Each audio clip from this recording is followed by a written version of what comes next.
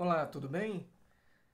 Nós temos recebido muitos comentários em nossos vídeos dizendo assim: olha, nós somos os estudantes da Bíblia e nos tornamos testemunhas de Jeová. Vocês não são estudantes da Bíblia, vocês são apóstatas.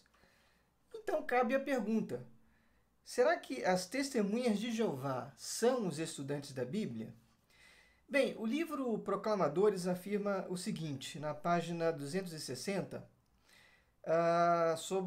falando sobre os congressos, né? Outro congresso histórico foi realizado em Columbus, Ohio, em 1931. No domingo, 26 de julho, depois de ouvirem uma argumentação bíblica, os estudantes da Bíblia adotaram um novo nome: Testemunhas de Jeová. Quão apropriado! É um nome que dirige a atenção primária ao próprio Criador e identifica claramente a responsabilidade dos que o adoram. Bem, então eu poderia dizer que, em parte, as testemunhas de Jeová estão corretas em dizer que elas se chamavam estudantes da Bíblia e mudaram de nome depois, em 1931. Mas acontece, caro amigo, caro irmão, que outros grupos estavam usando o nome estudantes da Bíblia. Grupos que existem até hoje. Então, por que as testemunhas de Jeová mudaram de nome? Qual foi o real motivo para elas fazerem isso? Por que será que havia outros grupos com o nome Estudantes da Bíblia?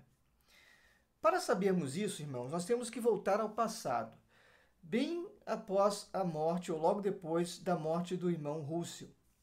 Nós precisamos também falar sobre como era a estrutura dos estudantes da Bíblia naquela época e, de fato, até hoje. Nós concordamos que o irmão Russell, ele foi alguém usado por Deus. Ele foi uma pessoa que reajuntou, redescobriu muitas verdades. Ele tem uma obra maravilhosa. Ele conseguiu iniciar um movimento muito importante. Só que, nem naquela época, nem hoje, ele é encarado como um profeta pelos estudantes da Bíblia, como alguém infalível.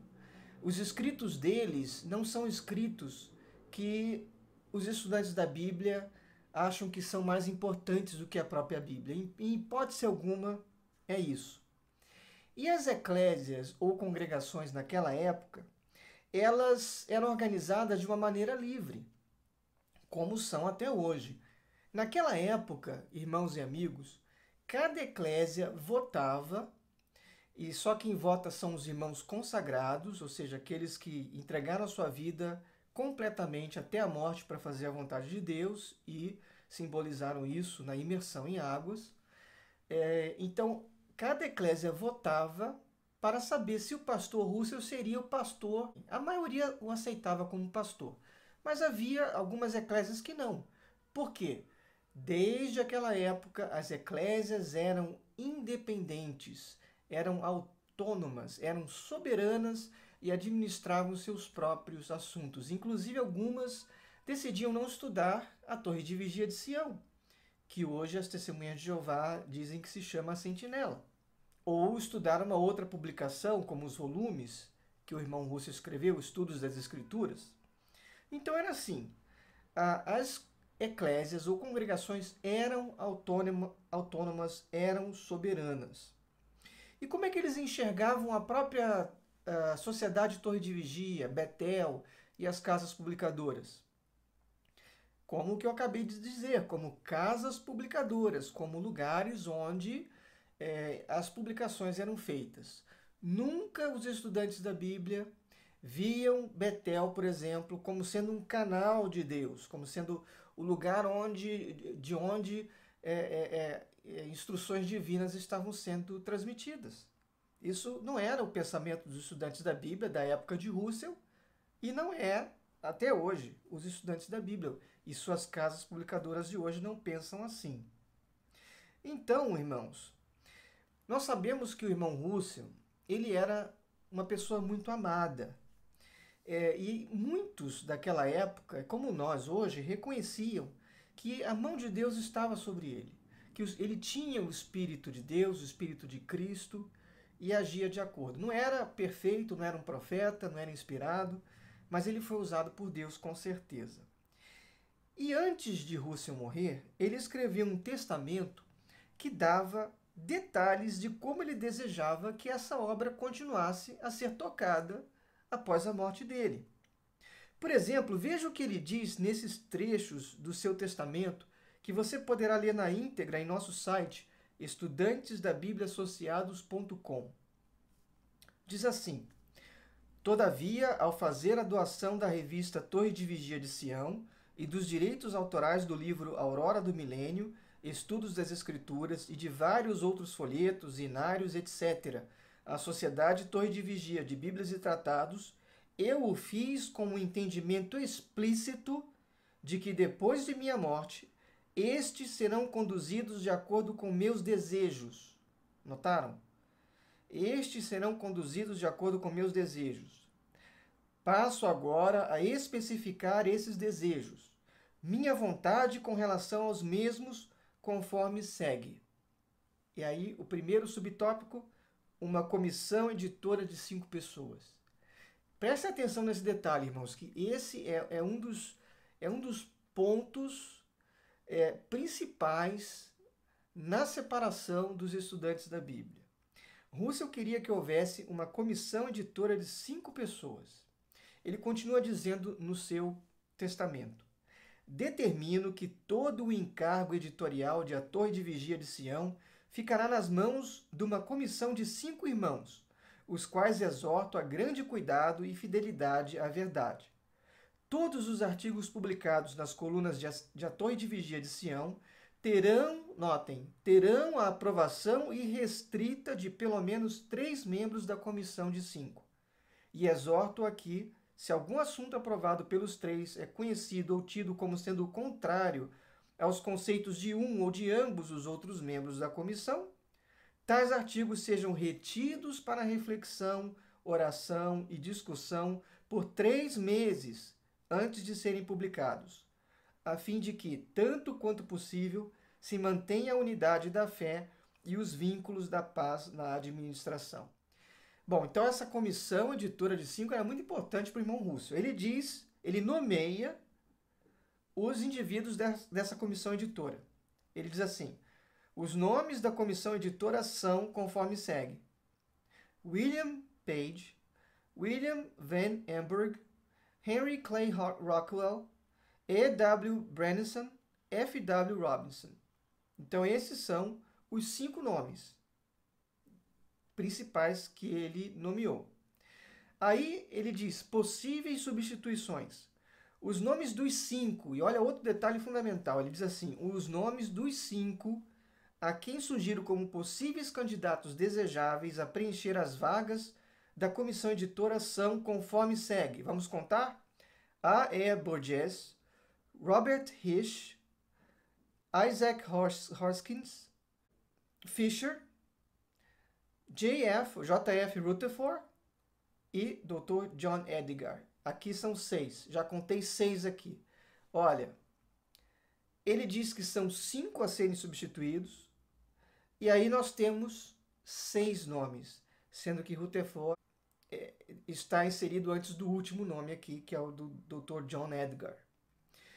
Muitos entre os estudantes da Bíblia acreditam que este nome de Rutherford foi inserido posteriormente, que não faria sentido Russell dizer o nome dos 5 e ter 6.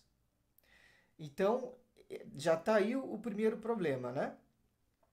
Bem, independentemente de se o nome de Rutherford estava ali ou não, o fato é que o nome de Rutherford estava na comissão suplente, ou que substituiria, secundária, que substituiria essa primeira comissão, caso esses membros não pudessem ser elegidos, ou caso acontecesse alguma coisa, caso morresse um, e tenha uma ordem de preferência ali. Notaram? O que nós entendemos por isso? Que Russell queria que essa comissão se auto-perpetuasse, mostrando aí a importância que ele queria dar a uma comissão editora para se editar qualquer assunto espiritual pela Sociedade Torre de Vigia. Muito bem, Rutherford, com o tempo e por causa da experiência dele qual advogado, experiência jurídica, ele acabou sendo eleito como presidente, até por membros daqueles indivíduos da comissão editora. Só que a função dele seria uma função meramente administrativa. Esses diretores nomearam Rutherford para uma função administrativa e eles pensavam que Rutherford iria obedecer ao disposto no Testamento de Russell, ao que estava lá explicado no Testamento de Russell. Mas o que foi que Rutherford fez? Vamos ver nesse clipe do filme Testemunhas de Jeová, Fé em Ação, parte 1, da escuridão para a luz. Vamos ver o que foi que o juiz, entre aspas, Rutherford fez. Assista aí. Rutherford providenciou que as anotações de Russell para o 7º volume de Estudos das Escrituras fossem compiladas num novo livro, O Mistério Consumado. Quando o livro ficou pronto, ele pediu que colocasse um exemplar em cada lugar à mesa no refeitório. Assim, quando a família de Betel chegou para a refeição, todos receberam o mistério consumado. Alguns estavam bem curiosos e entusiasmados se perguntavam sobre o que o livro falava. Mas já havia um clima tenso na família, porque alguns dos irmãos responsáveis pela obra tinham um certo rancor do irmão Rutherford. Alguns deles tinham planos ambiciosos. Então eles aproveitaram a ocasião para lançar acusações contra o irmão Rutherford, por ter decidido publicar o livro sem consultá-los ou informá-los disso. O resultado foi cerca de 5 horas de acusações infundadas contra o irmão Rutherford. Foram ditos uma série de coisas, né? E foi explicado que houve uma confusão, uma briga. Vamos analisar com detalhes esse vídeo? O primeiro comentário do vídeo diz ali que Rutherford providenciou que anotações de Russell para o 7º volume fossem compiladas num novo livro, O Mistério Consumado. Bem, em primeiro lugar, Rutherford não tinha essa autoridade para fazer isso. Mas não vamos falar ainda sobre isso, não. Vamos falar dessas anotações. Primeiramente, o irmão Russell não tinha iniciado a escrita do 7º volume. Ele não tinha anotações específicas sobre o 7º volume. Tanto é que tudo que ele escreveu até 1916 praticamente difere do que foi escrito naquele livro. Mas vamos supor que Russell tivesse algumas coisas. O que realmente entrou de Russell naquele livro foi mínimo, foi pífio. Porque, na verdade, Rutherford designou a 2 irmãos, George Fisher e Clayton Woodworth, para pegar algumas ideias soltas de Russell sobre alguns pontos da Bíblia, mas na grande maioria aquelas ideias eram desses irmãos e principalmente de Rutherford, que instruiu esses irmãos a escreverem esse livro. Estamos falando do Mistério Consumado. O livro, irmãos, não foi bem recebido pelos estudantes da Bíblia, não foi. Desde o início, houve uma divisão muito grande por causa daquele livro, porque eles reconheceram de cara que o espírito do livro, as doutrinas do livro, diferiam muito do espírito manso, né, das doutrinas sãs, claras, do irmão Russell. Tanto é que um desses irmãos que foram designados para escrever, para compilar o livro, no caso o George Fisher, lá em 1926, ele incentivou as classes, que são congregações alemãs, a desassociarem Rutherford. Nós não sabemos o motivo exato, mas há relatos que Rutherford, por exemplo, abusava de bebidas dentro de Betel, que ele era um alcoólatra, e também que ele frequentava casas de show burlescas, casas que não seriam, né, espetáculos que não seriam para cristãos. Então vocês veem, o próprio Fisher, que foi designado, e olha só, isso aí foi o que? Em 1916, em 1926 ele já estava pedindo a desassociação de Rutherford. Imaginem só. Aí outro comentário que o vídeo faz. Alguns estavam bem curiosos e entusiasmados, se perguntavam sobre o que o livro falava. Notem que o próprio vídeo admite. Alguns estavam bem curiosos e entusiasmados, se perguntavam sobre o que o livro falava. Alguns. Por quê? Porque a maioria estava chocada, irmãos. A maioria estava estarrecida pela pesquisa que eu fiz, os livros que eu li da época, os áudios que eu ouvi de pessoas que vivenciaram isso, como da irmã Cora Sandban, relatam que houve um assombro. Quando eles pegaram o livro e abriram, viram que não tinha nada a ver com o irmão Russell.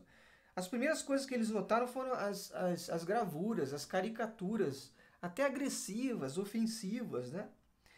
Por exemplo, na página 160, vocês veem aí essa caricatura, né? De um mundo, aí você tem uma série aqui de religiões, né? Na página 162, digo, e ali diz: Babilônia deixa o mundo perplexo. Babilônia deixa o mundo perplexo.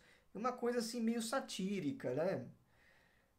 Uma outra ilustração, lá na página 248, vocês estão vendo aí, né?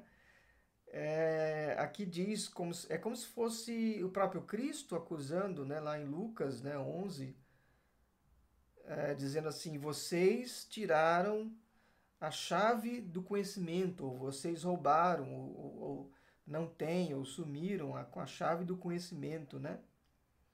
Não poluam mais o meu santo nome. E aí, mais embaixo dessa mesma página, diz assim: 200.000 professos ministros de Deus e de Cristo estão de pé diante do mundo hoje, contando as lendas da idade das trevas e procurando impedir que as pessoas conheçam a verdade, enquanto recebem o dinheiro do povo e sua reverência. Não merece tal hipocrisia, tal blasfêmia contra Deus, tal decepção do povo, tal perpetuação do povo na escuridão, uma grande punição? E essa não está perto? Então aqui nós vemos Rutherford condenando todas as outras religiões menos a dele, né? E chamando de hipocrisia, de blasfêmia, né? E dizendo que todas as religiões querem o dinheiro do povo. E nós sabemos que não é assim. Mesmo na época do irmão Russell e até hoje, há religiões sérias que estão buscando a vontade de Deus segundo o melhor que entendem. Mesmo que eu discorde de algumas doutrinas delas, eu não posso julgar a sinceridade de certos grupos religiosos. Outros ficam claros, né? Jesus mesmo disse que nem todo que me disser Senhor, Senhor herdará o reino do céu. Mas também, olha, nem todo. Vai ter muita gente dizendo Senhor, Senhor e vai herdar o reino dos céus. Eu não estou aqui para julgar. Mas compare com a postura de Russell. E note a data da pergunta. Essa pergunta aqui é um livro, né? Chama-se Livro de Perguntas. E tem também o título de O que o pastor Russell disse. Foi uma compilação de perguntas que foram feitas a ele ao longo de muitos anos, né? Então essa pergunta era sobre a Associação Internacional dos Estudantes da Bíblia. E a referência da pergunta era Nova Denominação. Essa é a pergunta 348, 2.2. Essa pergunta foi feita em 1913. Então, Russell morreu em 16. Então, de 13 para 16, esse era o pensamento de Russell na época que ele morreu. A pergunta foi: a Associação Internacional dos Estudantes da Bíblia pretende ser a única igreja verdadeira? Vocês estão tentando construir uma nova denominação?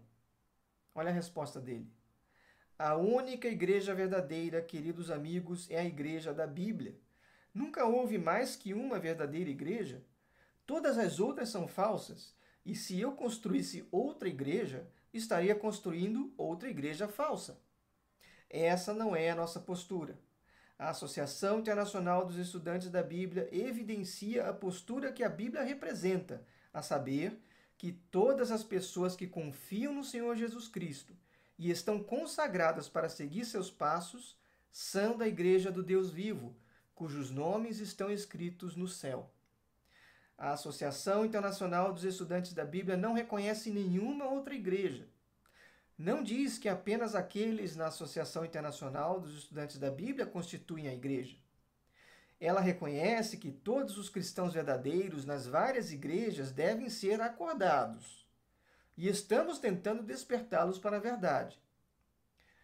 A Associação Internacional dos Estudantes da Bíblia reconhece que esses verdadeiros cristãos, notem, verdadeiros cristãos, correm o risco de caírem na infidelidade, a menos que obtenham a verdadeira luz da palavra de Deus e, assim, tentam fazer com que todos os cristãos estudem a Bíblia e, assim, passem a ter uma completa união com a Igreja de Cristo. Então, essa visão do irmão Russell de enxergar cristãos verdadeiros em outras denominações, notem que ele não está dizendo que denominação A, B ou C é verdadeira, mas que há cristãos verdadeiros nas denominações A, B e C. É mais para um relacionamento individual, íntimo, pessoal, daquele consagrado ao Senhor que foi aceito no corpo de Cristo. Então, essa é a visão de Russell. Ele não queria formar uma outra igreja. Por outro lado, ele queria acordar muitos para verdades da Bíblia. Senão não existiria um movimento estudante da Bíblia. Então essa era a função do irmão Russell.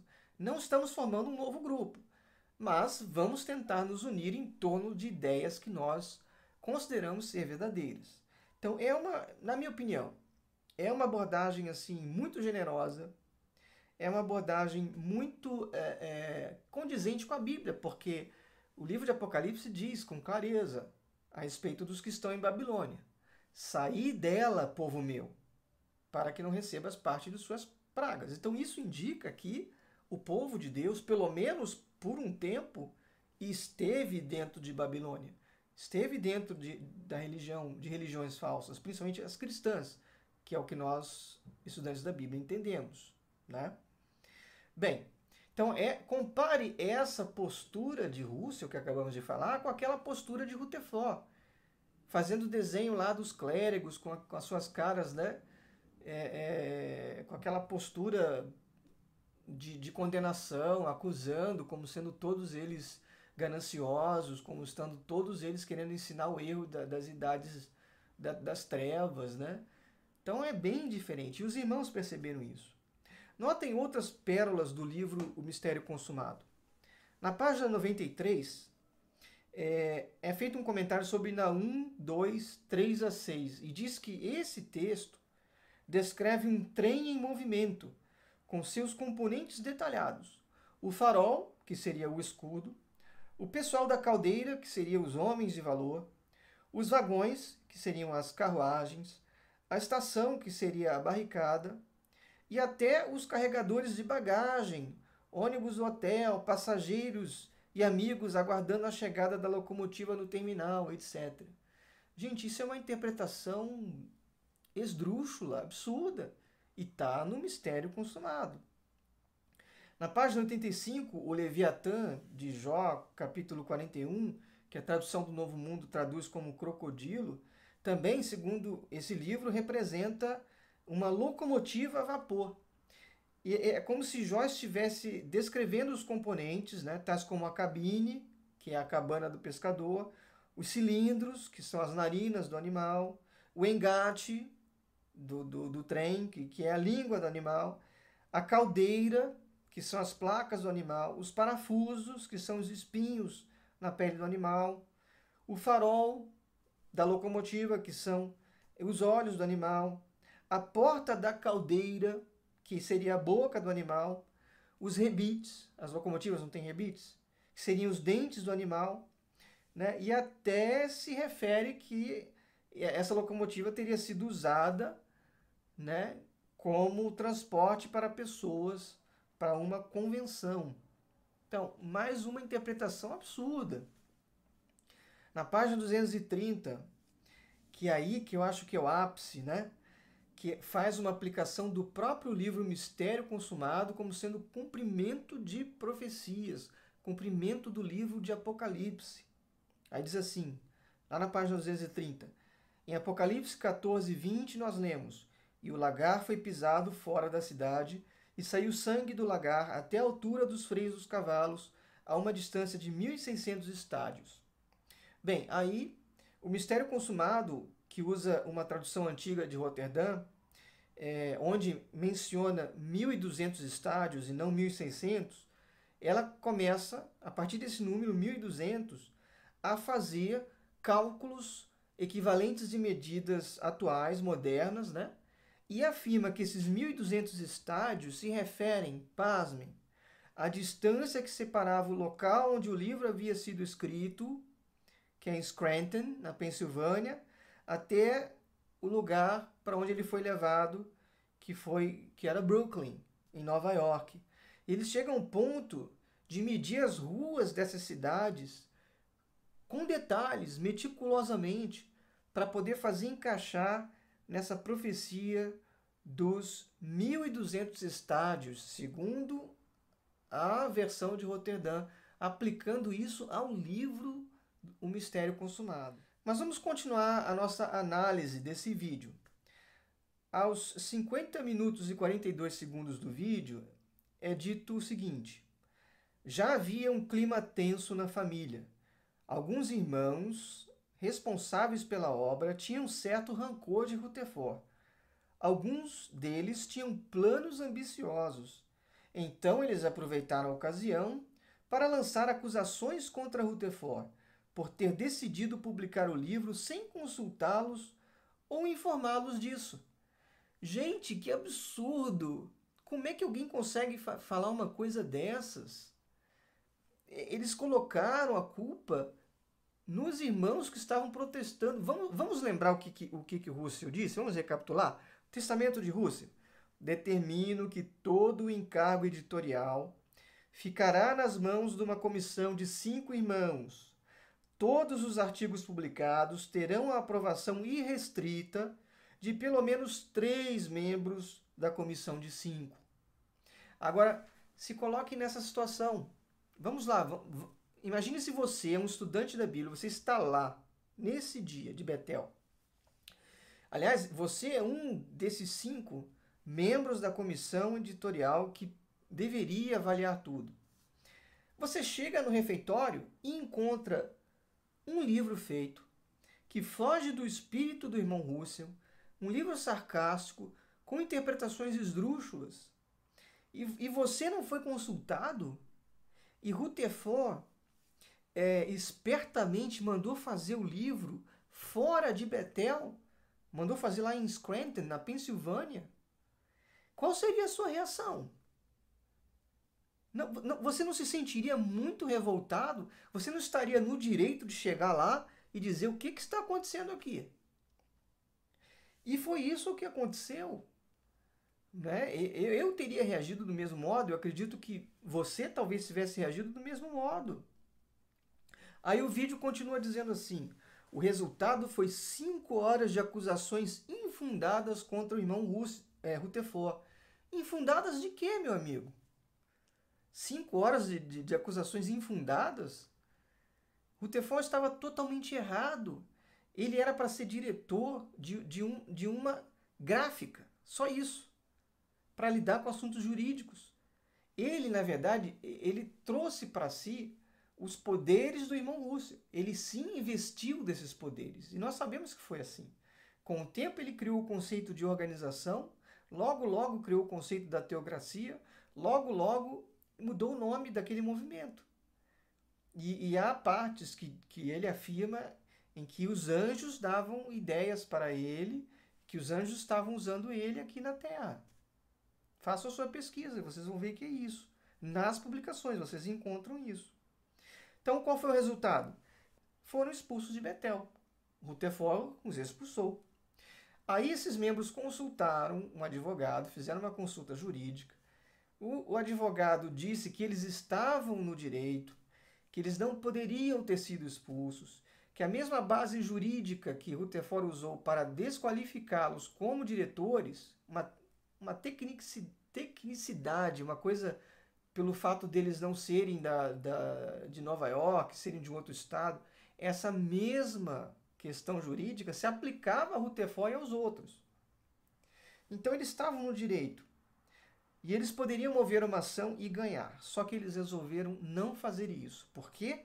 Porque eles aplicaram 1 Coríntios 6,6, que diz que um irmão não deve levar irmão ao tribunal. Em vez disso, esses irmãos da comissão editora que foram expulsos saíram de Betel e aí eles organizaram o chamado Instituto Bíblico Pastoral, PBI em inglês, sigla PBI ou PBI, já em 1918, para a promoção da obra bíblica, para o pastoreio dos irmãos e também para as impressões, né, de publicações tanto do irmão Russell quanto novas publicações. E aí eles começaram uma nova revista. Já em 1918, eles começaram a revista O Arauto, que tem sido publicada ininterruptamente. Eu tenho até esta edição especial, que é a edição histórica.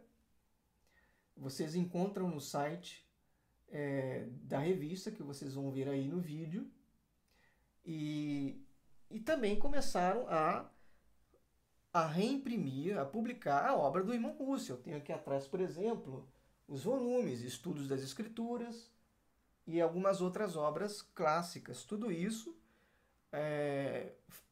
em virtude dos esforços do Instituto Bíblico Pastoral, o qual, a propósito, eu e Simone, este ano de 2017, tivemos a honra, o privilégio de sermos convidados para sermos membros desse instituto. Estivemos numa reunião realizada, a reunião anual deles,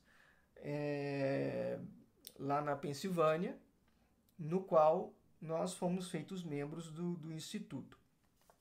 Então, o Instituto Bíblico Pastoral realiza convenções, tem realizado convenções desde 1918, tem publicado a revista O Arauto desde 1918, tem feito toda essa obra e muitos irmãos daquela época começaram a apoiar esse grupo. Então esse foi o início da obra fora da torre de vigia.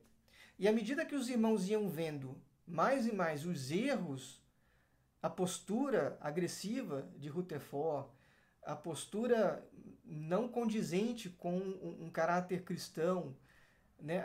A mudança incrível de doutrinas, ele começou a abandonar, né, muitas coisas que o irmão Russell tinha, ele praticamente negou a visão que o irmão Russell tinha do resgate, né? Então esses irmãos foram saindo. O resultado, segundo o livro 30 anos escravo da Torre de Vigia, de William J. Schnell, ele acompanhou esse processo todo e ele acabou saindo do movimento Estudantes da Bíblia, que a propósito ele fala com muito carinho desse movimento. Mas ele diz na página 37, na década de 1921 a 1931, quase 3/4, ou 75%, dos estudantes da Bíblia, originalmente livremente associados com a sociedade, deixaram a sociedade. Então, note essa observação. Quase 3/4 dos estudantes da Bíblia, originalmente associados livremente com a sociedade. Por que associados livremente? Porque naquela época ainda não havia tido aquela unificação forçada que Rutherford fez. Lembram-se? As eclésias, os grupos eram autônomos e tinham toda a sua soberania para decidirem com quem se associar e a quem apoiar. Então muitos pularam desse barco, do barco da Sociedade Torre de Vigia, e começaram a apoiar, a formar grupos. Não foi só esse grupo que foi formado, é verdade, outros grupos foram formados também. Nós temos um folheto chamado Quando o Pastor Russell Morreu, que você também pode baixar em PDF e ler a nossa versão honesta, cândida do que aconteceu. Mas o Instituto Bíblico Pastoral foi um desses grandes grupos, assim como depois, na década de 30, surgiu a Aurora, que foi um grande grupo também, realizou e tem realizado um grande trabalho até hoje. Inclusive nós traduzimos para o português a revista Aurora, uma revista bimestral. Você pode recebê-la impressa ou baixar em PDF, também no link que vocês vão ver no nosso site, principalmente estudantesdabibliaassociados.com. Eu gostaria de mostrar um trechinho do vídeo. Aos 47 minutos e 35 segundos, que diz o seguinte, veja só. Em 1916, durante uma viagem de pregação, ele morreu aos 64 anos. Ele gastou tudo o que tinha na pregação da mensagem da Bíblia.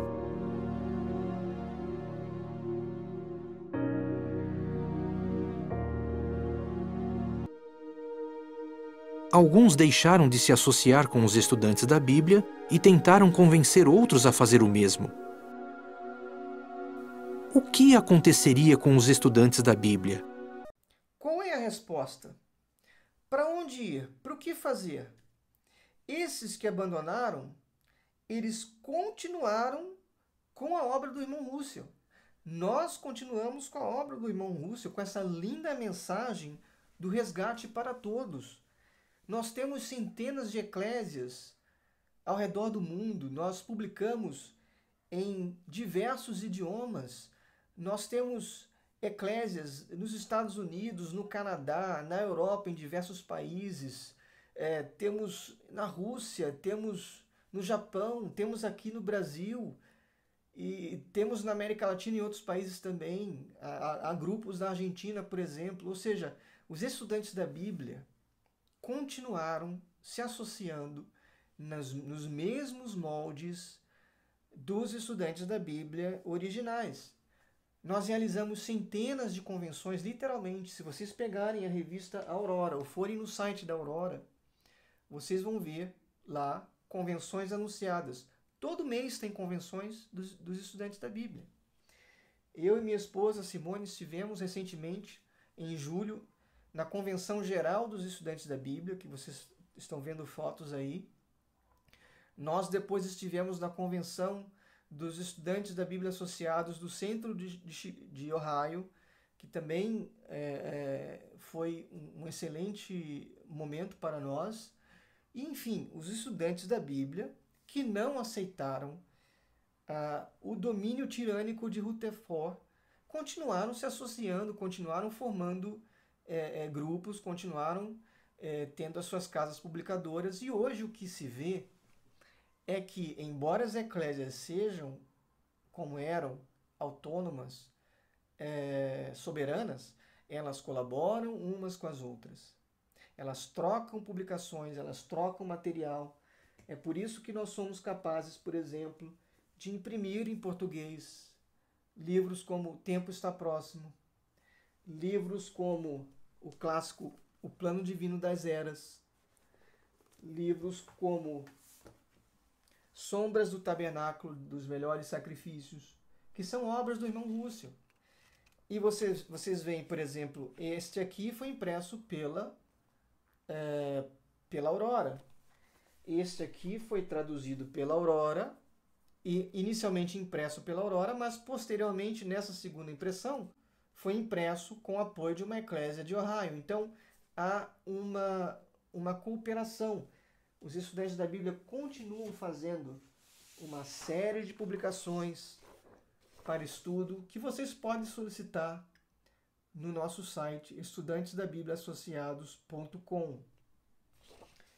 Então, meu querido amigo, meu querido irmão, se nós voltarmos àquela pergunta original que as testemunhas de Jeová costumam fazer sempre nos nossos vídeos, que é o seguinte: as testemunhas de Jeová são os estudantes da Bíblia? A resposta: as testemunhas de Jeová são, na melhor das hipóteses, apenas uma parte dos estudantes da Bíblia originais.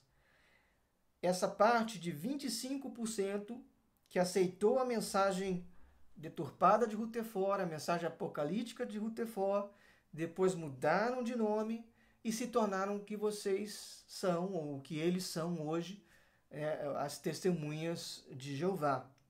Mas a grande maioria da época, os verdadeiros estudantes da Bíblia, os estudantes da Bíblia originais, eles continuaram firmes e fortes, publicando, reunindo-se, fazendo convenções, enfim. E nós convidamos vocês, irmãos e amigos, a conhecerem um pouquinho mais da nossa mensagem, essa mensagem de uma salvação para todos, de uma oportunidade para todos, de uma oportunidade maior para a igreja que aceita hoje o Evangelho, de uma oportunidade de conhecer as normas bíblicas e a Cristo e ao próprio Pai Jeová durante a era milenar e poder obter a vida eterna.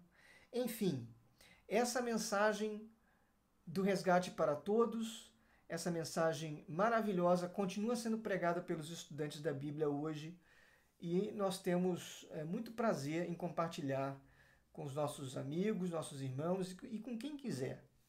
Eu convido vocês a fazerem isso. Acessem lá o nosso site, estudantesdabibliaassociados.com, e vocês têm uma série de artigos sobre nossas práticas, crenças, sobre o irmão Russell, algumas acusações que foram feitas contra ele e são refutadas.